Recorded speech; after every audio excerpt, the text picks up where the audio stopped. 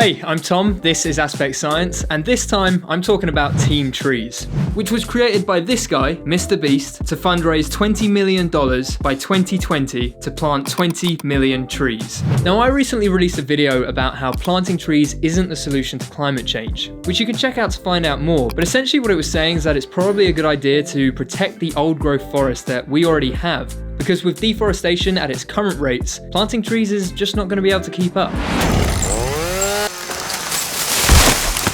That doesn't mean that planting trees isn't part of the overall solution, and this is something that Team Trees actually says on their website. And the research paper mentioned on their website even shows that planting trees could have the most impact out of all natural climate change solutions. Now, there are some issues with this paper, but ultimately what it shows is that if done right, planting trees and saving trees at the same time could be what sets us on the path to success. But that's the important part, if done right. So I wanted to find out how the Team Trees project is actually going to work and how they're going to ensure that it's all done properly.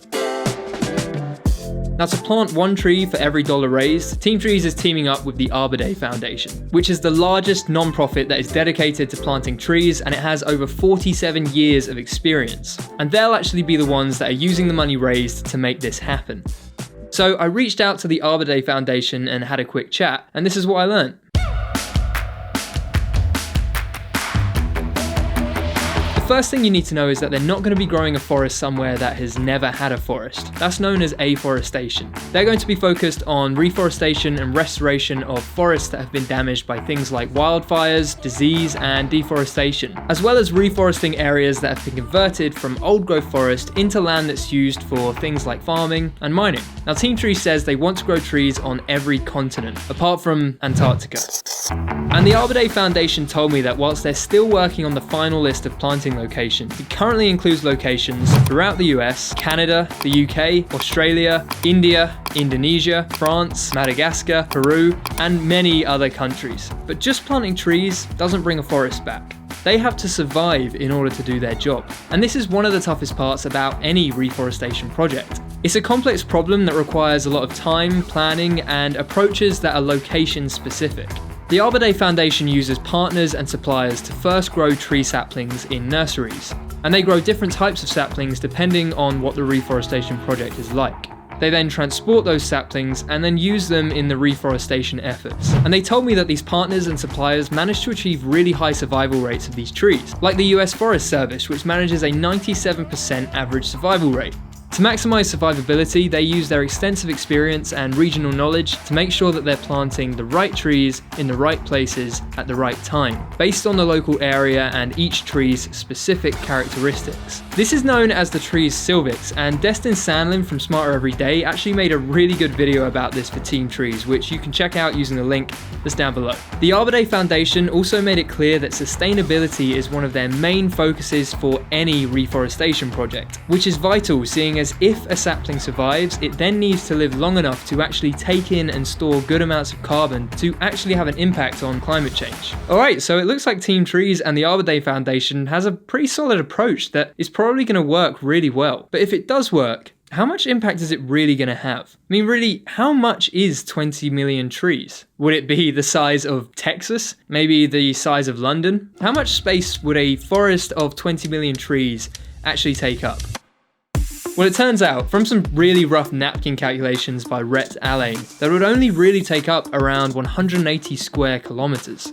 That's roughly the size of Barcelona, or like 7 times smaller than London. Now, some estimates claim that we chop down around 75,000 square kilometers each year, which is around the size of the country of Ireland.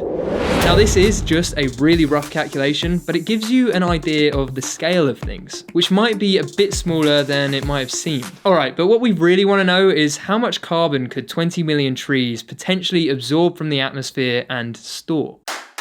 The organisation Carbon Neutral estimates that 15 trees could absorb 1 ton of carbon dioxide, so 20 million trees would be able to absorb around 1.3 million tons, which sounds pretty great, but the bad news is that we pump out over 30 billion tons of carbon dioxide every year, so clearly there's a massive difference. Okay, so the impact of 20 million trees on climate change might be a bit less than you originally thought. But that doesn't mean that it's pointless. And I actually think it is the complete opposite of pointless. Properly functioning forests also provide critical wildlife habitat, improve water quality, reduce erosion and flooding, filter out air pollution, improve human health and well-being, and do a heap of other really great things. Climate change is important, but it isn't the only thing that can be impacted by reforestation. And with environmental destruction and climate change being two of the most important issues facing humanity today, literally every little bit helps. And this isn't even little. This brought people on the internet together to join forces for something that is objectively a positive thing to happen in the world.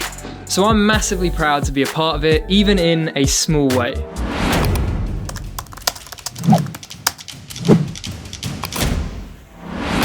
Nice. And if you want to get involved, even if it's just for $1, there's a link down below and you can just get it done in like a couple of seconds. And if not, that's all good as well. You can share this video or any of the other Team Trees videos with anyone you think might want to donate, and you can have an impact in that way as well. And that is it. That's it for this episode. As always, thank you so much for watching. Please subscribe if you haven't already, and do all the other things, like, comment, you know what to do. So until next time, you keep discovering the world around you, and I'll see you then.